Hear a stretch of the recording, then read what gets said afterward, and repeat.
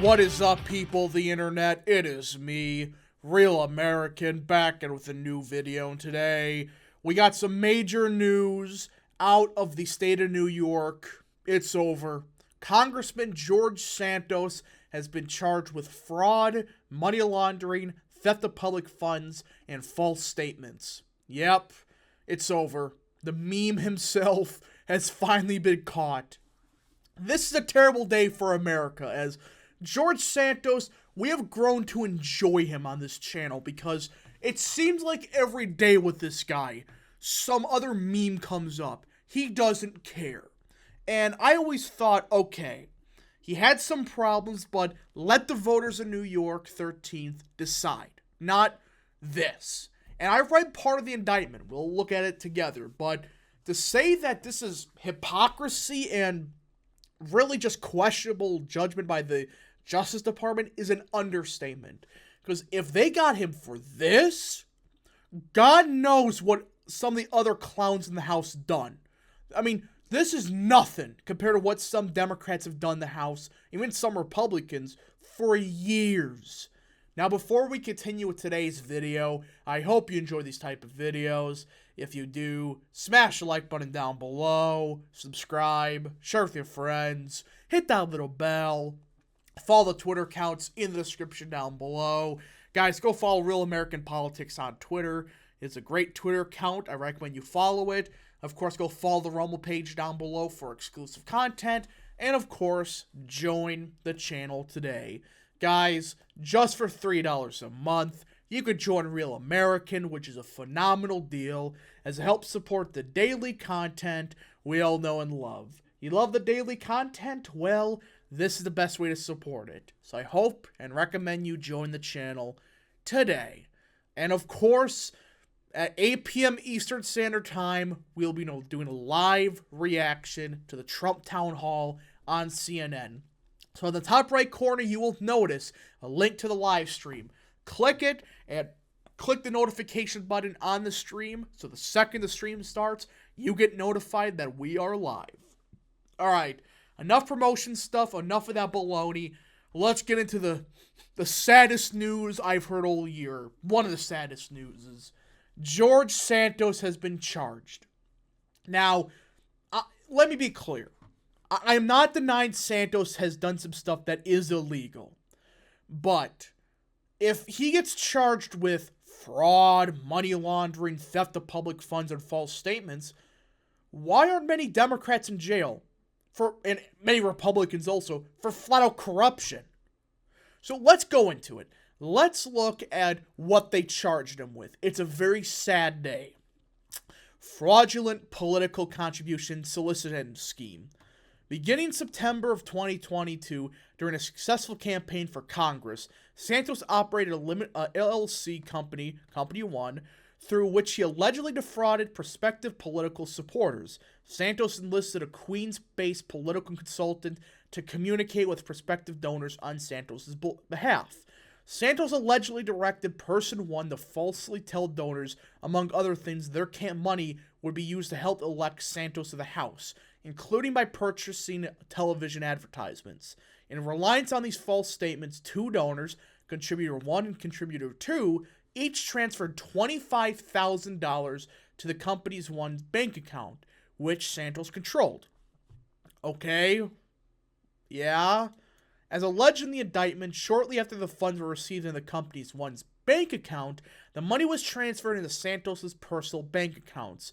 In one instant, laundered through two of Santos's personal accounts. Santos allegedly then used much of the money for personal expenses.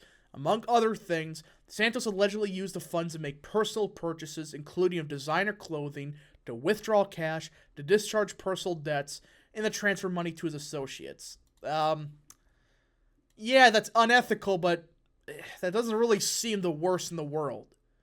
I mean, people that run for office, a lot of them pocket a lot of the money.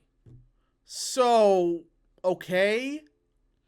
I mean, yes, it may have been for personal expenses, but was that for campaign expenses as well? Because designer clothing, could that be for the campaign trail? You know, this is my problem with this.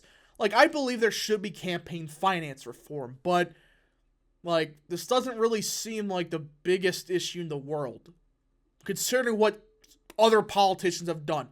Look at what that bozo in Arizona did. They ran against Carrie Lake. I'm not even going to say her name. She's not even worth it. She frauded a lot of elderly people. So, yeah. I don't want to hear this crap that, oh, well, he used it for personal expenses, yada, yada. Well, okay. But a lot of other people do that. So this just seems like baloney.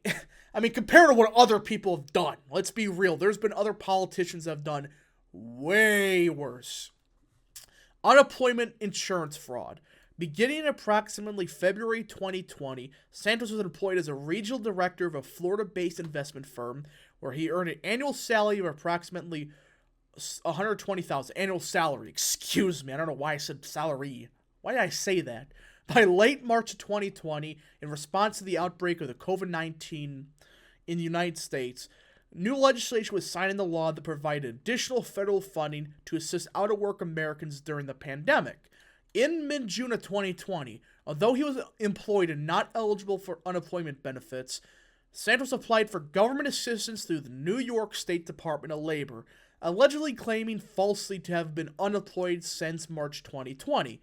From that point until April 2021, when Santos was working and receiving a salary on a near continuous basis and during his unsuccessful run for Congress, he falsely affirmed each week that he was eligible for unemployment when he was not. As a result, Santos allegedly fraudulently received more than $24,000 in unemployment benefits. That may be a problem. Like, this is a serious thing, if this is true. And I'm going to give them that this may be a serious thing. And this is the full-on indictment. But if I read correctly, somebody actually looked at the indictment. Look at this. On or about January 19th, Santos received $564. Yeah, so it appears he got around $500 a week, so this is a serious thing, and I'll give the Department of Justice that. This is one thing they should seriously look at, because it is illegal, and it is baloney what many people did. Let's be real, a lot of people did do that. But if you're going to charge him for that, there's a lot of Americans that, let's be real, did the same thing. I'm just being honest. I'm just being realistic here. There are a lot of people that shouldn't be on unemployment during the time, and they were. So, this one, fine. Alright, this is a reasonable one to look into, but the rest, so far, it's kind of nothing. False statements to the House of Representatives. Did I miss one? No, I didn't. Okay. Yeah, false statements to the House of Representatives. Finally, the indictment describes Santos' alleged efforts to mislead the House and the public about his financial condition in connection with each of his two congressional campaigns. Santos, like all candidates for the House, had a legal duty to file with the Clerk of the House of Representatives a financial disclosure statement before each election. In each of his House disclosures, Santos was personally required to give a full and complete accounting of his assets, income, and liabilities, among other things. He certified his House disclosures were true, complete, and correct. Okay. In May of 2020, in connection with his first campaign to the House, Santos filed two House disclosures in which he allegedly falsely certified that during the reporting period, his only earned income consists of salary, commission, and bonuses totaling $55,000 from another company. And the only compensation exceeding $5,000 he received from a single source was an unspecified commission bond from Company 2. In actuality, Santos allegedly overstated the income he received from Company 2 and altogether failed to disclose the salary he received from investment firm 1. In September 2020, in connection with his second campaign, Santos filed another House disclosure in which he allegedly overstated his income and assets. In this House disclosure, he falsely certified that during his reporting period, he earned $750,000 from an LLC, received between $1 million and $5 million in dividends from an LLC. He had a checking account with deposits between $100,000 and $250,000, and he had deposits between $1 million and $5 million. Okay. As alleged in the indictment, these assertions were false. Santos had not received from the LLC the reported amounts of salary or dividends and did not maintain checking or savings accounts with the deposited amounts. Further, Santos allegedly failed to disclose that in 2021, he received approximately $28,000 in income from investment firm 1 and more than $20,000 in unemployment insurance benefits from the government. So, okay. The charges in the indictment are merely allegations, and the defendant is presumed innocent unless and until proven guilty. If convicted of these charges, Santos faces a maximum penalty of 20 years in prison for the top counts. A federal district judge will determine any sentence after considering the U.S. sentencing guidelines and other factors. Okay, so that last one, okay, he exaggerated how much he made. Okay. So they're going after him for lying about saying he didn't make anything from firm 1, but at the same time, he made too much? Am I misunderstanding that?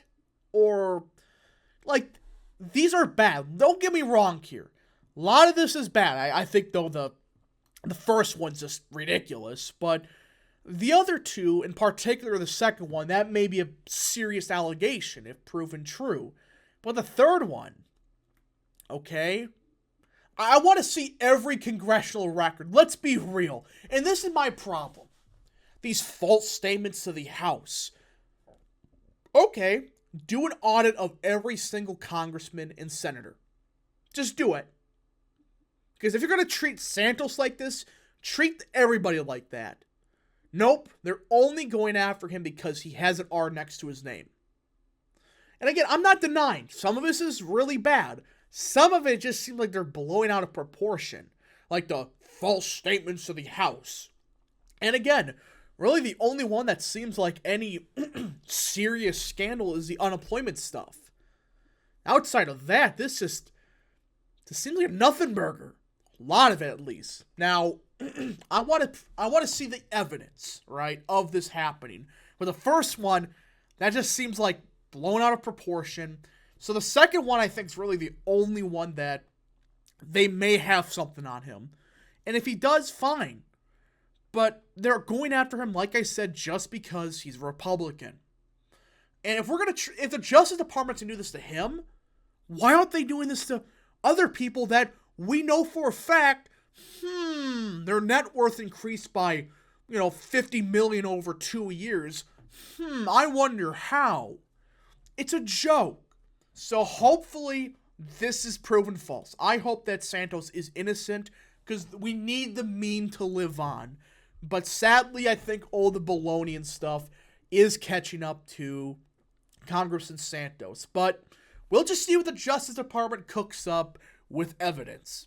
Anyways, folks, thank you so much for watching. If you did enjoy, smash the like button down below. Subscribe, share with your friends, hit that little bell, follow the Twitter accounts in the description down below, and of course, join the channel today. Thank you so much. Godspeed to all of you.